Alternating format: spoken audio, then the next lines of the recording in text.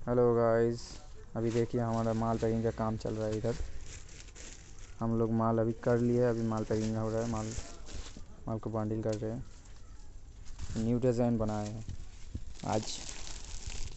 गिरवाना new design बनाया है ये वाला, इसका पैकिंग करेंगे। কি বলবো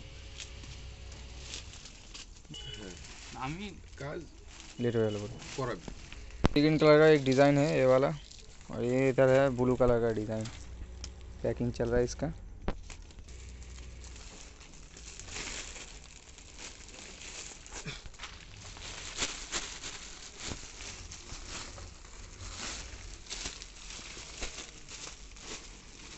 জামাল কিন্তু করতে হবে অনেক মালিক করতে হবে জামাল করতে হবে তারপরে রেডি এই মাল করতে হবে নাইক কাটতে হবে পয়সা তো খাওয়া যাবে পয়সা তো খাওয়ার আরামসে হয়ে যাবে জামাল কাটতে হবে আরামসে হয়ে যাবে পরে স্টিমগুলো একবারে ধরবা बच्चा পার্ট রেখে দিয়েছি না একবার পার্ট হবে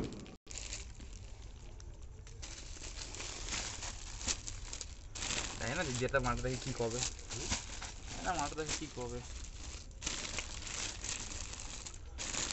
সোমবার বলেছে টাকা পাঠাতে